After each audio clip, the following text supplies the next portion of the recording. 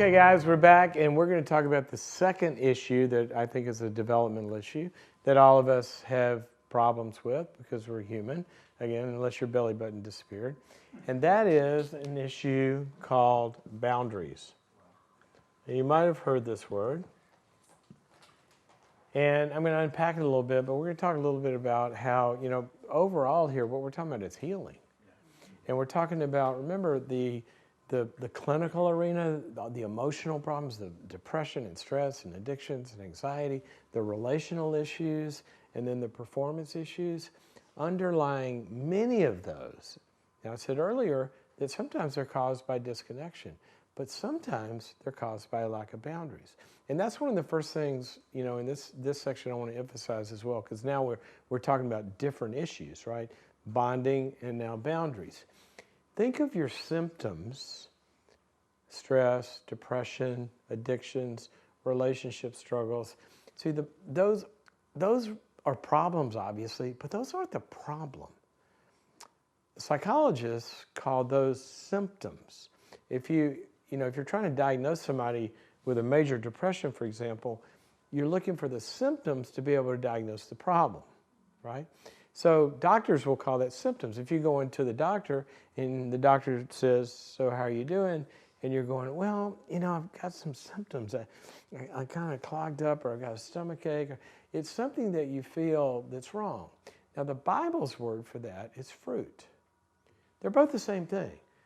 The issue is not the symptom. We can treat symptoms, and we do, because they're uncomfortable and painful. But we got to get to the tree, because it's the tree that's producing that fruit. So the tree may be disconnected. There's no root system where it's taken in the love we talked about earlier. But maybe that's not the problem. Some of you might have grown up with so much connection you can't find air to breathe. Why? Because you weren't allowed to, or maybe you haven't developed this thing called boundaries. See, connectedness is about our being one. Okay? Boundaries are about our being one apart from the ones that we're connected to. You see that? See, we have oneness together, but the nature of the universe is we have a God who is a connected one with separateness of relationship with different identities. There are three different people in this relationship. Now, what happens with that baby? Same thing. They come into life, the first thing they're looking for is connection. And you feed them, and you feed them, and you nurture them, and you care for them, and you support them. And they're just like facing you all the time, until they're strengthened enough to all of a sudden do a U-turn, and they want to go away. That's perfect. That's how God designed them. Now, they're becoming, see, they've moved towards, but now they want to go out here and experience their autonomy and their freedom and their separateness. And see, sometimes people have grown up or whatever, and they've had their ability to be separate people from the ones they love. And what does that mean?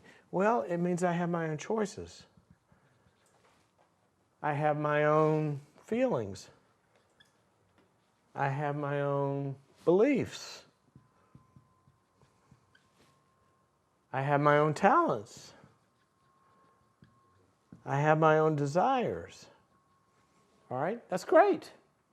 But what if, in the relationships that somebody's in, when you start to say to this person's got their own, choices, feelings, attitudes, behaviors, and all this, and this person says, well, I want you to, can you do this with me, or can you come to this meeting, or can you do this for me, or can you work extra, or blah, blah, blah, and you say, the magic boundaries word, what is that?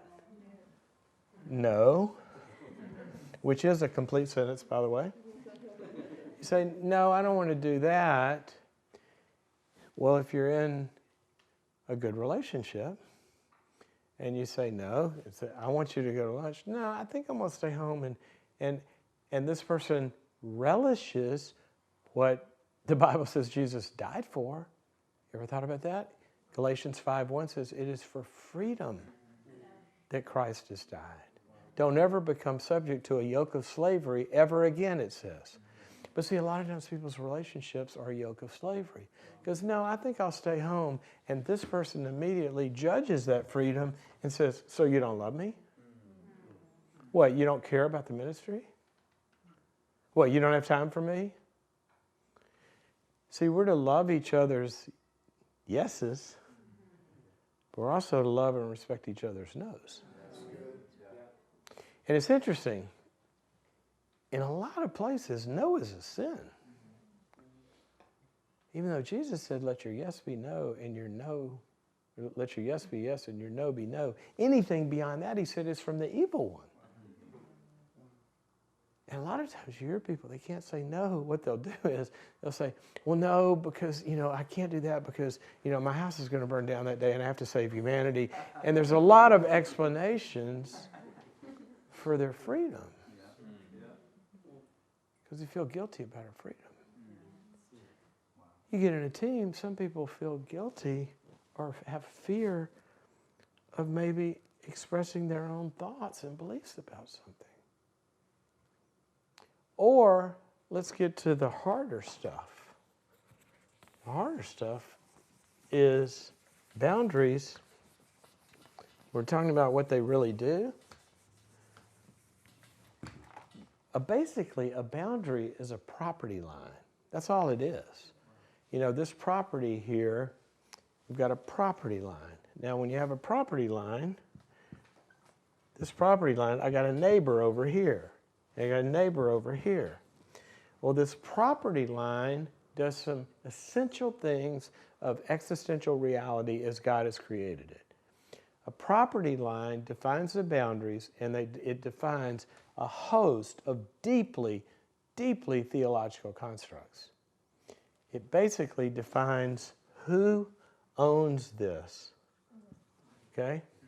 So if you own your home or you rent your home, you own the rights to that home. You've paid for that. You own in a lease agreement, you own the rights to use it, which means if you own it, you also control it. Okay? That also means that you're responsible for it. And it also means that you are free to do whatever you want to with it. All right? Now, what if my neighbor all of a sudden decides, I think your house ought to be green. And they come over here and they start to invade my property.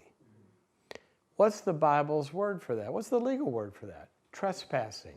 You ever wonder why the Bible uses the word, forgive us our trespasses as we forgive those who trespass against us? It's the stepping over the boundary and invading something that belongs to somebody else, their life. It's a violation of those boundaries. And see, what the Bible says is that you and I were designed to have control. So turn to your spouse. We have a bunch of couples here today. Turn to your spouse, look them in the eye and tell them the truth you've always wanted to tell them. Say, you are a control freak. And you know what? You're right. You're absolutely right. And here's why. Here's why. God has made everybody to be a control freak. You take a little toddler and you play the thing where you're hammering on the little pegs. And if they're watching you, if we hook the toddler's brain up to a scan, and he or she's watching me hit them, their brain's kind of sort of interested in looking, has a little activity. But then I say, okay, now you do it, and I hand them the hammer, their brain goes crazy. Because now they got control. Right? But what kind of control do they have? the only kind of control that you were designed by God to be a control freak over, and that is self-control. Wow. It is a fruit of the Spirit. Wow. It is a result, it is a realization of the freedom that Christ died for you. But in our fallenness, guess what? We lost control of ourselves, and now we try to control everybody else. And the fruit of the Spirit is not other control. It's self-control. But, remember responsibility? So we got ownership, you got control, you got responsibility, you got freedom over here. Well, what if somebody over here feels like, I want you to do something for me, or I'll give you another example that you see more often. Let's say that somebody over here is not taking responsibility for their own behavior. Let's say they have an addiction or an anger problem. See, the Bible tells them to have self-control in that area and to mature and to gain stewardship over their life. But let's say they're not taking responsibility for their addiction. What happens? Well, what happens is it starts to spill over into your yard. And now you are experiencing the consequences that should fall into this yard. So that's why an addict never tries to destroy a family. An addict's just trying to avoid responsibility for their own life. As a result, they end up, the consequences, the law of sowing and reaping says that whatever we sow, we should reap. Unless we have codependents around us who they'll shoulder the reaping of the pain of my addiction. And the Bible doesn't know anything about that. So what you have is you got somebody's got an anger problem, or the controlling behavior, or they're controlling their kids, or controlling their spouse, or they're addicted, or they're abusive.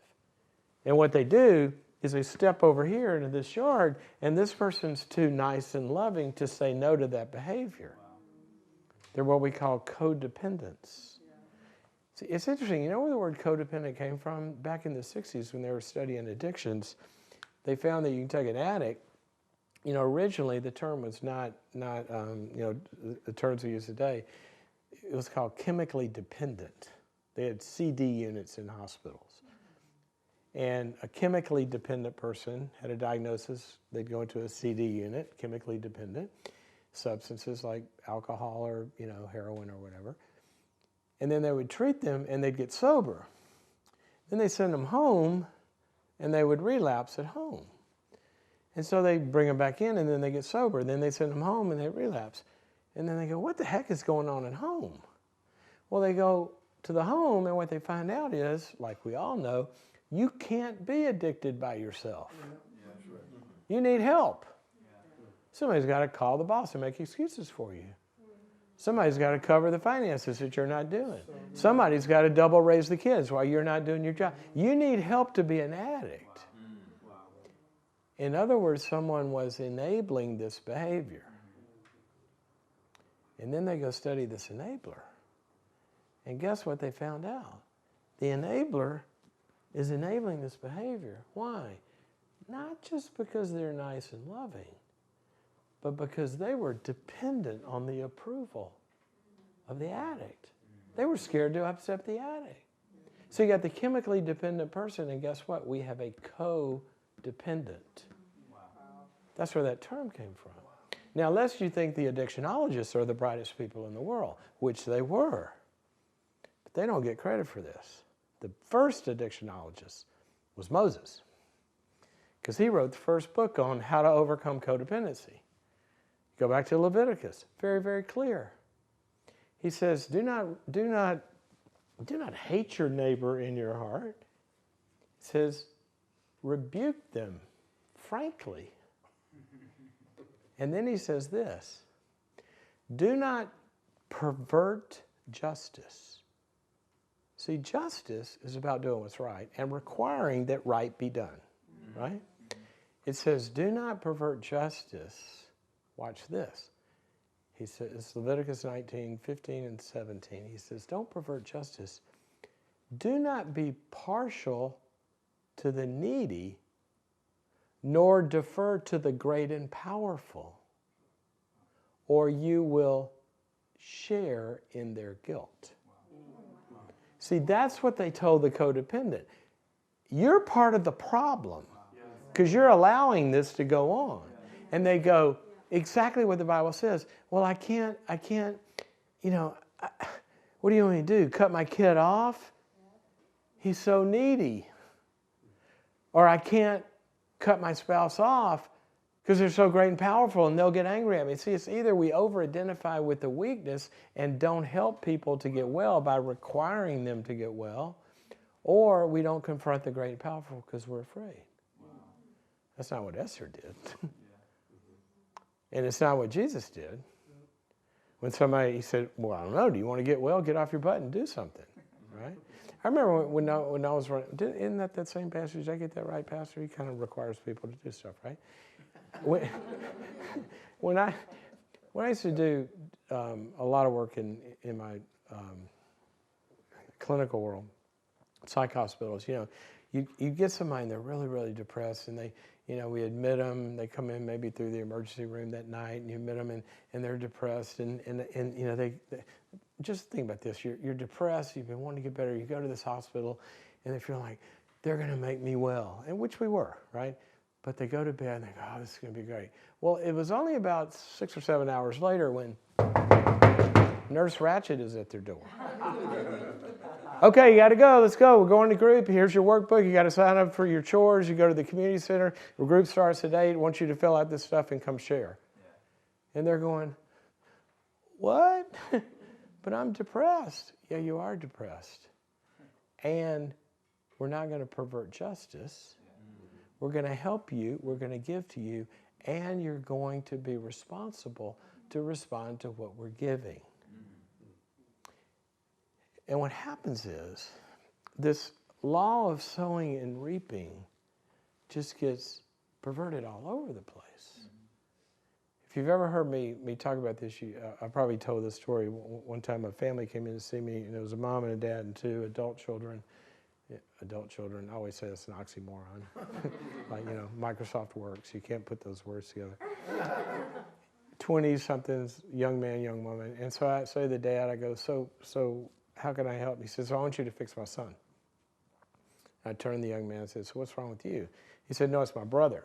I said, where's your brother? And the father goes, he didn't want to come today. I said, well, where is he? He said, well, he didn't want to come. I said, why? He says, because he doesn't think he has any problems. And I said, well, maybe he doesn't. He says, oh, yes, he does. I said, well, maybe he doesn't. I mean, he's not. So he's getting kind of angry. And I said, okay, so what are his problems? He said, well, he's got a drug problem. I said, well, that could be serious.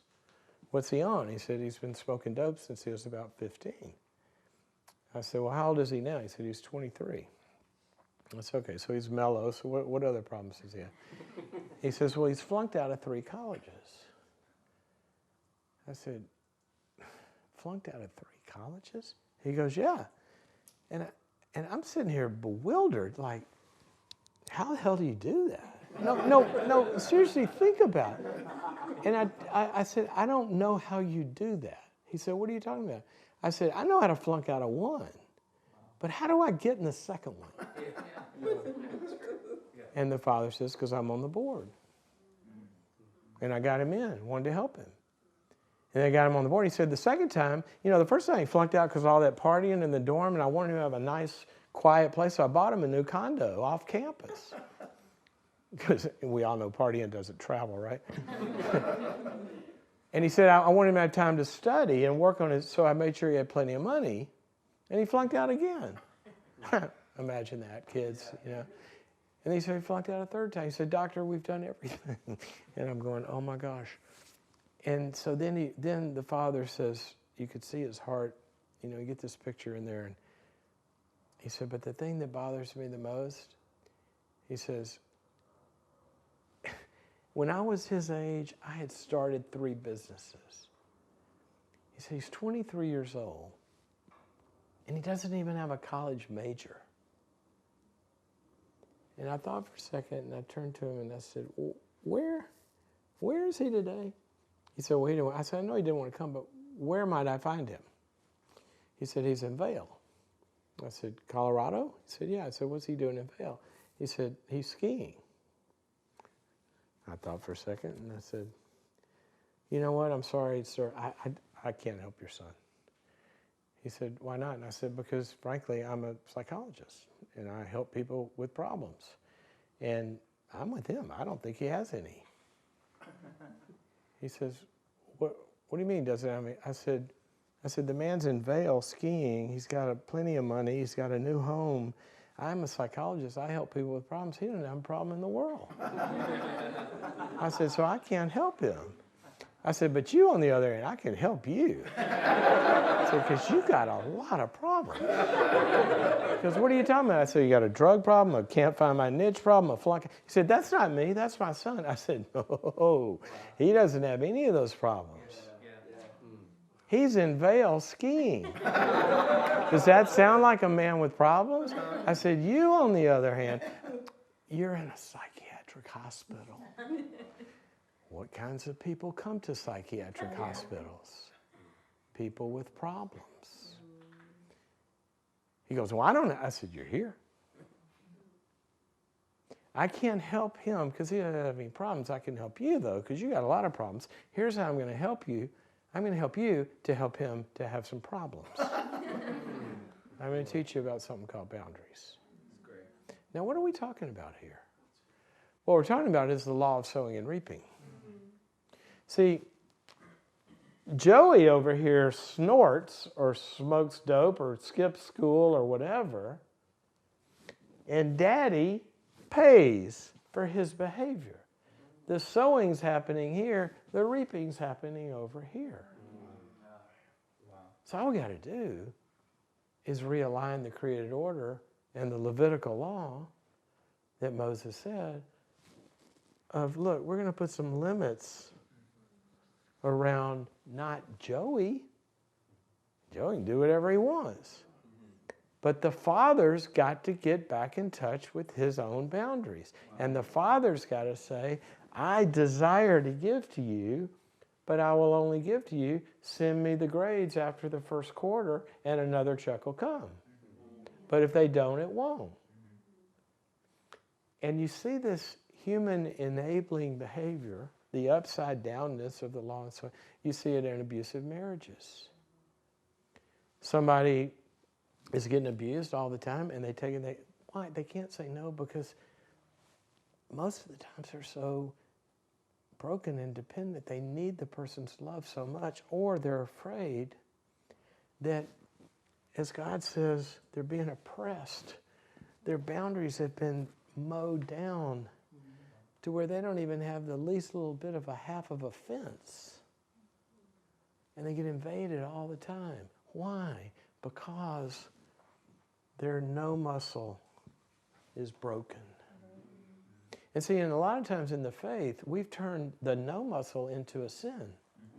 In fact, I remember, and you probably remember too, there's a famous parenting program talking about kids with strong wills. And what it says is, you've got to break their will. A lot of Christian parenting programs would say that. You got to break their will. Do you know what the word will means in the Bible? The Greek word for will, it means desire. And I would hear that and I go, you don't break the will, you redeem the will. You strengthen the will. You discipline the will so it desires the things of God instead of desiring and willing to give into abuse and drugs and sex and all the bad stuff. You break a kid's will at 2 and you put them in the back seat of a car at 16 when somebody's taking advantage of them and they hit that icon that wants to say no and that will's broken. This is part of the image of God. I want strong-willed kids. Because I want them to take the kingdom like he says. But you're going to do that if you're passive. You're going to do that if you're a people pleaser. You do it out of discipline and strengthening. And you take an abuse victim, many of you pastors have people, they're struggling. And a lot of them, it's not even in their marriage. Sometimes you got to get them to a shelter and all that. I understand, those are the cases we usually say, come on, we got to help you stand up to this. We got to get you to safety. Sometimes you have to call the cops. But where a lot of this misery comes from, it's not even in overt abuse. It's in guilt and manipulation and shaming. And people feeling like they have to give more and more and more. A bunch of you are working way more than you should be on two fronts. One is bad leadership. Everything we know about leadership is a leader that tries to do everything will accomplish nothing. A leader that is able to build a system around them where they delegate autonomy and freedom and responsibility and control to an army of people. We'll see those people go hit the pegs for themselves and take over cities. And you may be the ceiling because you feel like you got to do it all. This happens in parenting as well. We got helicopter parents that feel like they got to do everything for the kid instead of frustrating the kid to have to go do it themselves. I remember when my kids were little, and I learned this from a friend, a phrase I heard her say one time. Olivia came to me and said, I'm bored. And I said, well, everybody's responsible for their own fun, so go find some. But that's true, right? Or you see parents now, the kids got a squabble at school, and they'll call the school. USC, I read this in the paper, they have a whole department, parent relations. Because now kids are in the dorms having squabbles, texting mom, and she calls the school, and they got to deal with mom to deal with the parent, to deal with the kid who's not dealing with the roommate. Are you kidding me? See, there's so much thriving when people have control of themselves. So I want you to look at yourself, and I want you to ask yourself, how's my no muscle? Am I being abused? Sometimes it's not in the church. Sometimes it's not in a marriage. Sometimes it's extended family. One of the biggest places we see this is marriages that are dominated by one of the spouse's parents. What a violation of the created order. It says you're supposed to leave and cleave. And they're not saying no to extended family. Or they're not saying no to addictions in the extended family. They're still enabling, or they're bailing out somebody with money or time or energy. See, the Bible says that you have a certain amount of treasures. They're your feelings, your attitudes, your behaviors, your choices, your talents, your thoughts, your loves, your desires. And that you're to steward those. See, a steward has control. Now, I am not talking about not saying yes. See, we're to lay down our lives and give and sacrifice. Okay? But nothing's ever supposed to be stolen from you. And we're not supposed to give and sacrifice to irresponsibility and to sin. That's not giving at all. We're to give to the needy. We're not to give to the irresponsible. For example, 1 Thessalonians 4, what does it say? Comfort the brokenhearted, help the weak, and confront the unruly. Wow. See, not everybody's the same. We'll give everything to somebody that's broken and needy and oppressed. But if somebody's not taking responsibility for themselves and they're stealing from other people, we're not going to give to that. And we have to, you want to make all this really simple? 2 Corinthians 9:7. Here's what it says. Give as you have purposed in your heart. See, that's a decision. This is what I'm going to give to, and this is what I'm not going to give to. God's called me to certain things, or I have inclinations, or whatever it is, to certain things. Give as you've purposed in your heart. And then it says this, not begrudgingly or under compulsion, for God loves a cheerful giver. Take those two words, begrudgingly. Where does begrudgingly come from? It comes from when pressure is put on me from the outside. I'm not giving, I give in, and then I hold a grudge. Right? Under compulsion, I don't even need any pressure from the outside. I got enough in my head. Well, I'm bad if I don't go to that meeting, or I'm bad if I say no to this, or I'm bad if... How many instances in the Bible do we see where people missed out on God because they couldn't say no to not God?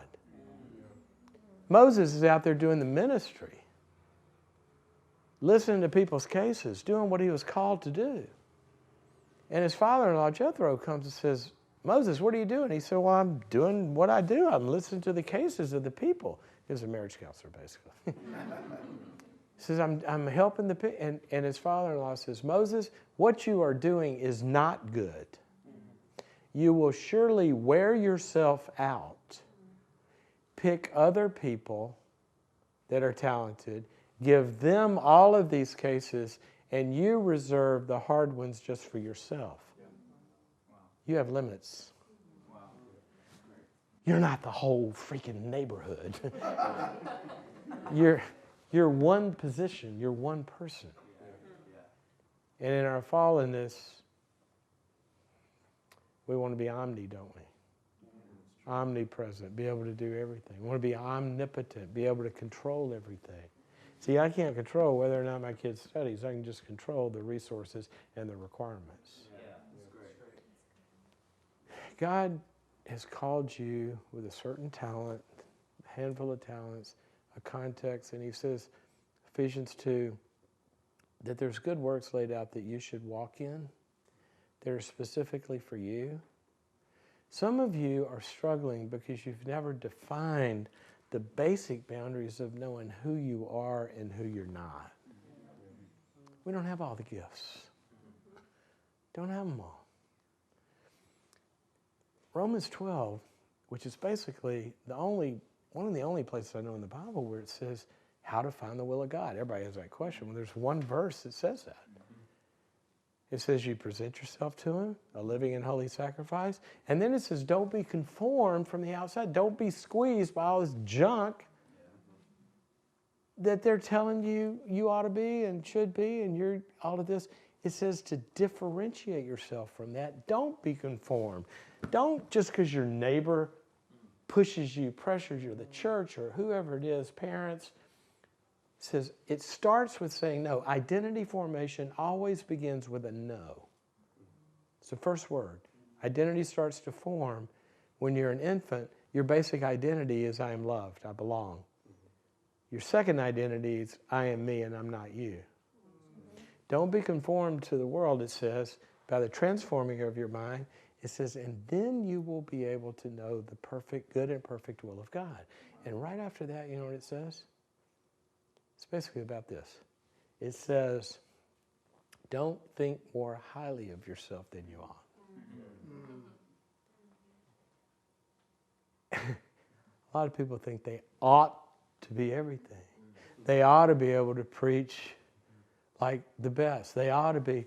And see, they never can grow because they haven't learned, first of all, to live in their own skin. And who am I? So I got to start there. And then it says, right after that, it says, find your gift and just exercise it with a lot of faith. And you know what happens to people who do that?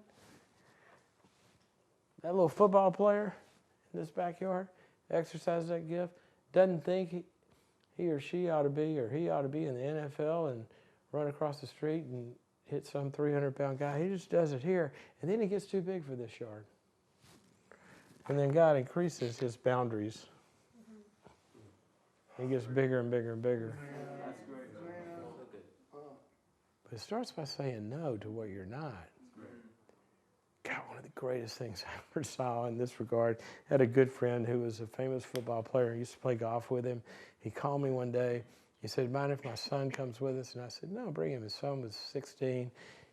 This guy was like the scariest human, the father. Huge, monster. I'm waiting for monster number 2, his son. So this little squirrely, geeky kid walks up on the first tee, probably weighed 90 pounds wet. And I meet him. He said, "Hey, this is my son, and so, we're playing. And I'm kind of expecting." And so his father says, so Jake, tell him what you're doing. Tell him what you're doing. You can see the father is so, into his kid. And he said, "Well, I'm really into theater and music." And he starts talking. He just got this audition for this part, and you could see his dad just beaming at who this kid was and not requiring him to be who he wasn't. That's great. And just, see, so many times people have never even been able to define who they are. Yeah. And the Bible calls you by name. God calls you by name. He has a special name for you. The other thing about this is that we don't teach enough that there is no verse in the Bible that says, "Blessed are the doormats, for they shall inherit the hills." That's not in there. We don't teach people enough to not tolerate bad behavior. You go to Psalm 101, just go read Psalm 101. David says, I'm going to paraphrase, the paraphrase of the whole chapter is, "There's a bunch of crap I'm not going to put up with." That's the paraphrase. He lists certain behaviors. He says, "The arrogant I will not tolerate. The perverse will not be near me." And perverse, he doesn't think of sexual. Perverse just means to twist something. Manipulators. People that, there's perverted love. There's perverted serving. He says, "I'm not going to have anything to do." He says, the haughty, the raised eyebrow, the narcissists, the judgmental. And then he says, the liars. He says, "I will not tolerate, get them far away from me." And then he says, "It is the faithful of the land that will minister to me." Back to bonding. See, he needed people, but he was going to get close to good people and keep the hurtful ones away from him. And that's every bit of the Bible. There's always two tracks to the life of God. There's love and there's righteousness. And there's a righteous way to love. And taking abuse is not the way to love, or enabling abuse is not the way to love. Love has laws to it. And we get in trouble when we divide them. And see, what God wants us to do is speak the truth in love. So when my neighbor hurts me, I'm not supposed to nuke his yard. I want to, but I'm not supposed to. You go to him in private. You set a boundary. You say, "You know what, that wasn't cool." Or somebody you're close to, or somebody on the team, or whatever. Don't do that. And then here's what's interesting. It says, if they're wise, they'll hear you, and you've solved the problem. But then it says, but if they don't, then go buy them an ice cream cone. Or tell them again. Or try to please them into it. It doesn't say that. It says if they don't, go get a friend and go with them. And then says if they want to do that, ultimately you get to an intervention, and ultimately you get to, if you're not going to get sober, you can't live here. It has a progressive setting of boundaries, just like your immune system does. We don't teach this. It's also interesting in Matthew 18 where you see that progression of boundaries taught. That's the place in the Bible you hear the word binding. Now, I know we use it in the supernatural and all that, but here's what it says. It's talking about the relational setting of boundaries on people's problematic behavior. And it calls us to do that. And then it says this, "For whatever you bind on earth shall be bound in the heavens, and whatever you loose on earth shall be loosed in the heavens." It is see, we're talking about a stewardship of an incarnational body here, that he's delegated the responsibility, again, to the body to contain this infection. I mean, why, when a church sees a husband being mean to a wife, why doesn't a friend go up and contain that and say, "Dude, that's not okay"? Or whatever it is we need to do. So pastors, my biggest concern for you is this. You're probably suffering in boundaries because you're getting overspent. You're getting depleted. You feel like you got to say yes to everything. Find a Jethro. You know, when Jethro came to Moses, what you're doing is not good. Find a good, there's got to be a really seasoned CEO in your church, or a coach, or a leadership coach. Get with somebody that's going to help you figure out from your chair, what is it you should be saying yes to, and what should you be saying no to? Because that's the only way you're going to multiply, but it's the only way also you're not going to be burned out. That's right. And whatever people in your life that are grinding at you, it could be an elder, it could be whoever, that this enabling of this, they're a splinter in your side. You know what Paul says? Reject a divisive person after a second warning. Stop putting up with that, even on your team. And once they're gone, you won't believe what happens. That's probably some of the places you're hurting, but it might be some of the others we mentioned as well. And when you do it, you'll see depression, anxiety, addictions, relationship problems, fruitfulness, all of that really start to change.